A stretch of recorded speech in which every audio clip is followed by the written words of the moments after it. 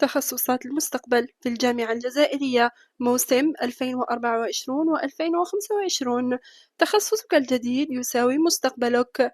الجزائر تخطو بقوة نحو آفاق جديدة باستحداث جامعات متخصصة في الذكاء الاصطناعي والأمن السيبراني، الأنظمة المستقلة والتعليم الطبي الرقمي.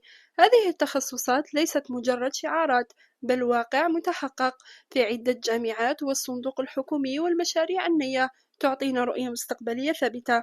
هذا الفيديو يعطيك خريطة للطريق نحو التخصصات المستقبلية وعلاقتها بسوق العمل، والتي تضمن لك مستقبل وتضمن لك عمل بعد التخرج.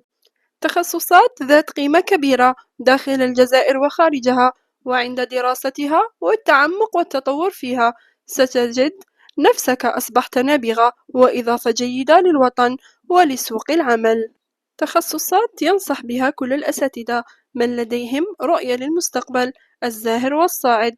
جامعات الجزائر نحو التطور العلمي والاصطناعي للنهوض ببلد متقدم ومتطور. هذه عبارة عن بعض التخصصات التي تحتل المرتبة الأولى وطنيا. بالتوفيق للجميع، ولا تنسوا الاشتراك بالقناة وترك إعجاب وتعليقاتكم وآرائكم. شكرا. كانت معكم جميلة بن مسعود من قناة نبض تيفي.